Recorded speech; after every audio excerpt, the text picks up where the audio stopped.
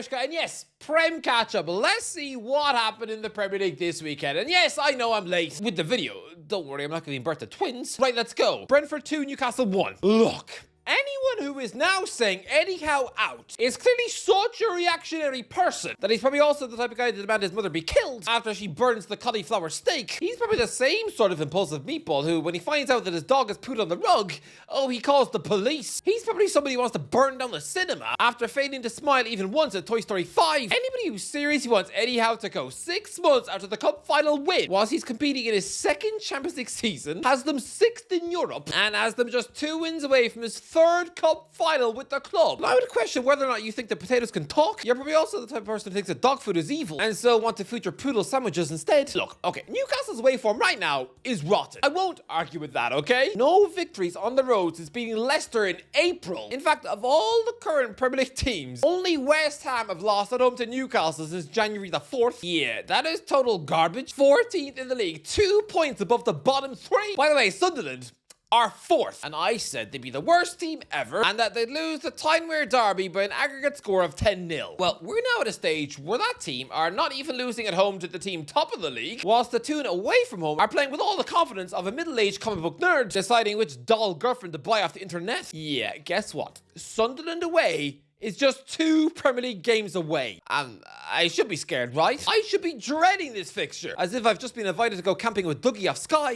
He definitely chewed off my eyebrows whilst I slept. But no, okay, I'm gonna be bullish here, okay? If Newcastle lose to Sunderland, and they won't, then I will dress up in a tuxedo and spend an hour dancing with a teddy bear in a very public street. But it's not gonna happen. Anyway, this match was garbage, and it did produce Eddie Howe's biggest ever blunder in the sport. Only because it was so obvious. Dan Burn is the biggest Jekyll and Hyde footballer in the league, because as centre-back, he's a glorious cup-winning Newcastle legend and England international, on track to having a bash to try to win the World Cup next summer. But as a left-back, every Newcastle fan winces when they see him on the pitch, because he's not a left-back. He's a 9-fingered giant who is closing in on 40 years of age, and it was no more quicker than a busted lawnmower. Seriously, I would beat him in a race, and it wouldn't even be close. I love him as a centre-back, but he's a Stoke City left-back, a huge monster who Tony Pulis would have loved at West Brom. And I get why Howe had him in the team on Sunday, because he's a gigantic monster who we wanted to have in the box to deal with Brentford's horror throw-ins. But when he's on a yellow card, and he's already had a frosty back and forth with the home fans, which would have hinted that his head was fully on the floor, when VAR have just saved him from giving away a penalty and a red card, obviously the thing to do then is to swap him for Hull. Keeping him on the pitch on a yellow card against Brentford's pace was about as clever as letting your 9-year-old hop into the lion pit at the zoo, whilst you just dopely watch on, slurping on a soggy ice cream on a nearby bench. Howe should absolutely have taken off Burn, and in not doing so, lost the match. Seriously, from now on, Burn needs to be fighting up with Botman to play with Chow at centre-back. For left-back,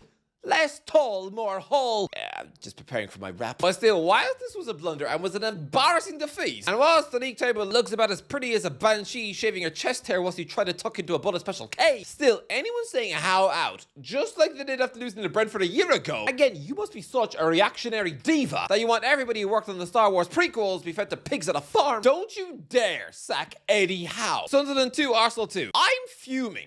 Make no mistake about it, I am disgusted, because I said that Sunderland would be the worst team in Premier League history, would get slammed in every match, wouldn't win a game, and would stick just 9 draws on the board. Yeah, I didn't just mention this under my breath whilst shopping for toilet paper. Oh no, I made a whole video about this. That's how much I believe that Sunderland were going to be grilled like weak chicken nuggets. I even said a few days ago that they wouldn't score a goal this weekend, and if they did, play the clip. If Arsenal do concede a goal, if Arsenal let in even one against Sunderland, if they do not leave the stadium alive with a clean sheet, I'll stand outside Aldi and rap.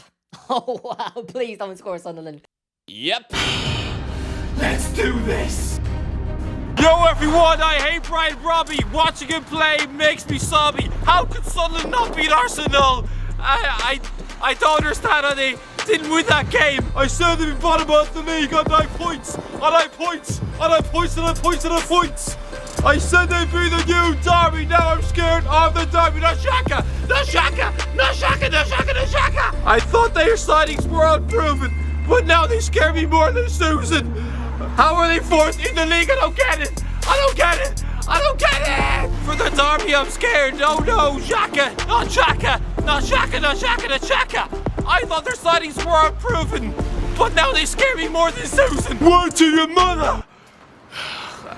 That was very awkward. Well, that was more awkward than your postman asking you for a kiss. Lads, up in the northeast, this weekend was all about the Dan Bees. Because whilst Burn played like a hippopotamus after too much toast, Dan Ballard was a Sunderland rock. As I mistakenly assumed he was a local lad, but no, he's Arsenal through and through. At the club from 2007 until 2022, this chunky centre-back was in the same youth teams as Willock, Saka, Mallon and Mavididi. Freddie Lundberg was his boss. He's Arsenal till I die. And here he is scoring against them with such a brilliant finish to consign me to try and become a weird Eminem. What a finish that was. Make no mistake about it, when that goal flew in, my heart broke. But look, Arsenal get back into this game. They go 2-1 up. Perfect. Okay, not perfect, because I still had to stage a mini concert outside Aldi. Look, Arsenal roared back, and they should have seen out the win. Come on, Ballard's goal was the only thing David Raya has had to deal with for a month. Seriously, Raya must have spent the whole of October being severely bored at work, like someone in a menial office job where there's nothing asked of him. So he has to fritter away the hours playing Crash Bandicoot on his phone before seeing if he can waste an hour eating crisps on the toilet. So he was probably shocked to see a big fat Sunderland centre-back pop up in his box. Must be like a deserted Eskimo now finding a clown in his igloo. Raya must be very confused what to do. Fair enough, okay? I'll give him a pass for the first goal, but not the second. Lads, I watched the first half of this game, but not the second one. Oh no. So I heard that Arsenal were winning 2-1 in the 93rd minute. And so I relaxed. I didn't find out that it ended 2-2 for another hour. Ryan Brobby's acrobatic finish was probably the loudest this stadium has celebrated a Premier League goal since G scored in the last minute against Man City in 2012. We're 11 games deep and Sunderland are wedged in the Champions League spots. Xhaka is an incredible signing with Sunderland. I maintain, okay, if they do get Europe, then I will get married to a teddy bear with a big official ceremony and everything. But it's not happening. And another thing that's not happening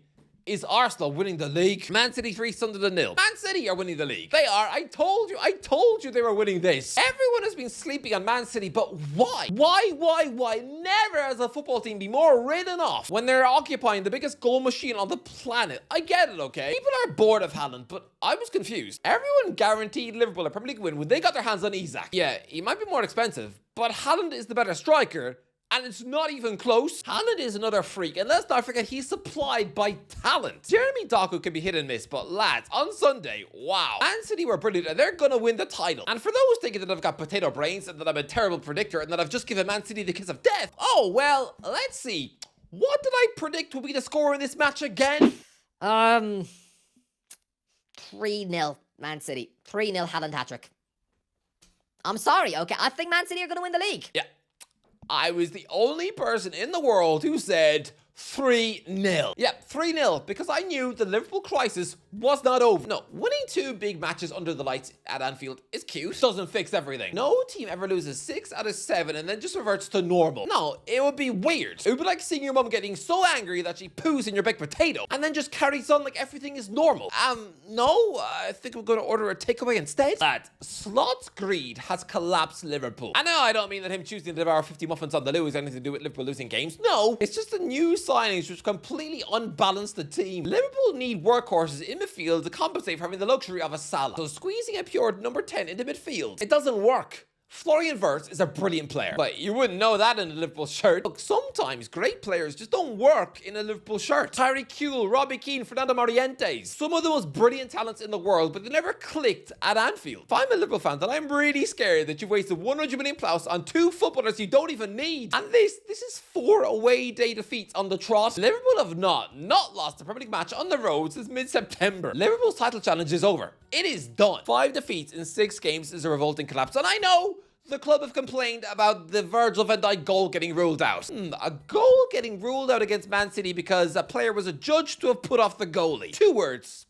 Check Tiote. But lads, you don't win the league with 5 Premier League defeats. It is over. The title challenge is over in November. Seriously, lads. If I'm Slot, I'm going to be nervous about the sack because this title defence is disgraceful. Nottingham Forest 3 Leeds 1. Quality win for Nottingham Forest and they're back playing well with a more direct style of football, but I've got to be honest. When I see Elliot Anderson playing football now, this must be what Manchester United fans felt like when they were watching Pogba in his first Juventus spell. It is horrible. It feels a bit like I'm forced to watch someone's nan spending an hour licking toothpaste off her hairy chin. It is dreadful because don't forget, was at Newcastle, this fella was a bit of a dud. Some local lad who got his fair share of game time, sure, but he never scored in 55 games, ever. Never tasting what it feels like to score a goal for his hometown club.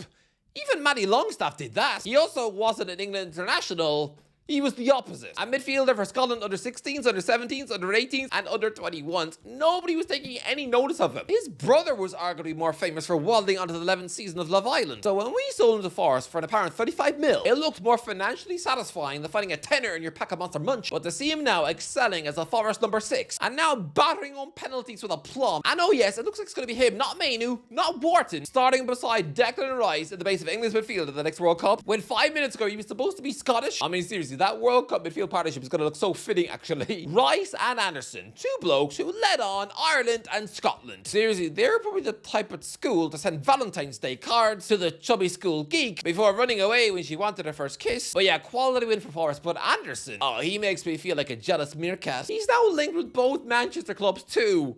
Oh no! Tottenham 2, Man United 2. Wouldn't it have been fun if this was the Europa League final? Boy, would that have been an entertaining final 5 minutes. Here we had Spurs, second away from beating Man United with the last gasp for Richarlison finish. But no, the lid pops up at the last minute to silence the stadium. I mean, for some reason, the cameras chose to focus on the goal reactions from James Maddison, who was chilling beside angry Ginge. Are the media now instructed to focus on him sitting beside footballers to justify his inclusion in a show literally made for celebrities? Yeah, he's a huge YouTuber, yes, but when I think of celebrities, I think of Beyonce and Simon Cowell, not chunky football fans with red hair. But hey, apparently their goal reactions were headline news. And look, this did seem like a crazy final 5 minutes. And look, despite Tottenham and Man United both having such doom and gloom press this season, it's quite shocking to see they're both 5th and 7th? What's everyone worrying about? Chelsea 3, Wolves 0. Easy, comprehensive Chelsea win against an utterly doomed Wolves, who right now have finally landed on a manager, right? And I'm sorry, I don't get the appeal. Rob Edwards has been slowly rebuilding his managerial career after having his greasy fingerprints over 2 consecutive Luton Town relegations. He is Middlesbrough second in the Championship, currently on track for promotion, and if that happens, then he will have an entire Premier League season to play with. But right now, he's signing up for 6 months. He's going to be stepping into a doomed dressing room where the players' confidence is so freakishly low, with everyone terrified about this club doing a Derby County. Seriously, stepping into such a demoralised dressing room is so stupid. Just ask Paul Jewell, who took over at Derby in November 2007. Bear in mind, his hype was high after brilliant work at Wigan, and was one of the names on the shortlist for the Republic of Ireland job. Yeah, he took over a Derby team with 6 points in November, 3 times more than what Wolves have now. Yeah, he then helped them become the worst team in Premier League history, and his career never recovered from that absolute managerial embarrassment, and he now hasn't managed in 13 years. For Edwards to walk out of Middlesbrough after penning a 3-year deal there in June, it is an ugly look. I know he'll say that Wolves was his club, but you'd swear he was a one-club player at Molineux then, right? Now, he spent 4 years there before leaving for Blackpool in 2008. Why is he so desperate to return here? If it's a bucket list thing to tick off managing Wolves, then he's already done it. 9 years ago, he was interim boss in the Championship for a couple of games in 2016. Ironically, he lost one of those games against, you guessed it, Derby County. He's already managed Wolves. You've already done it, Rob. Why are you so desperate to return to a crisis club who's just going to gobble up more defeats on your watch? Instead of this season being all about your second promotion from the Championship, it's instead going to be the 3rd season in a row where you contributed to a relegation. Careers don't recover from 3 relegations in a row. This is madness. West Ham 3, Burnley 2. It shows how utterly dreadful Graham Potter was at West Ham. That Nuno Santos won his last 2 games, and yet still that's not enough to get them out of the relegation zone. Seriously, that should be absolute proof of just how much a complete snot bucket Potter was. Aston Villa 4, Bournemouth 0. Play the clip. If Villa do win this game, then I will slap a plate of shepherd's pie in my face. Won't that be fun? Oh, this isn't great. Look, I just checked in Aldi. There were no shepherd's pie, but don't worry. For the next video, I will have it in the next video. Don't worry. I know, yeah. I have to question people about their choice of bananas in Aldi. Oh, okay, don't worry. That is coming this week over the international break. Don't worry. But, yeah, for today, the wrapping was painful enough. So Bournemouth just got absolutely humbled and crushed into an empty yogurt pot, which, yeah, seems pretty ghastly for a team who 2 weeks ago were second in the league. Well, lads, I guess Aston Villa are back then. 5 minutes ago, it looked like Emery were in crisis, and the club couldn't buy a win. Come on, they were in the relegation zone for 5 games and couldn't score. It was like Frank de Boer at Crystal Palace. But for Villa to recover, with 5 wins from the last 6, they're now 6th in the league, just 1 point off 4th. This is an incredible Emery turnaround. Well done. But as for Areola, it's just 1 game. They'll be fine. Next, Everton 2, Fulham 0. This was close. I said this would be a tight 1-0 win for Everton. Then Michael Keane has to ruin everything. Look, decent win for Everton, but as if I'm a Fulham fan, then I would be starting to worry a little bit, because if there's one thing this club is not good at, It's surviving relegation battles. Oh yeah, and I forgot the weekly forfeit from the guest. Oh, okay, I forgot. All right, don't worry. I will do that. As it's an international break, I will do that forfeit this week anyway. When I was supposed to have a break from the forfeit. Okay, I'll do it this week. Don't worry. I just have to see what the next forfeit is. Anyway, back into the video. Crystal Palace 0, Brighton 0. It is not worth my breath. Anyway, that's the end of the video. Let me know what do you think. Let me know in the oh, I'm actually wrecked. I'm very tired. Anyway, that's the end of the video. Enjoy the video. Don't forget to collect your ways. I'll talk to you in a while.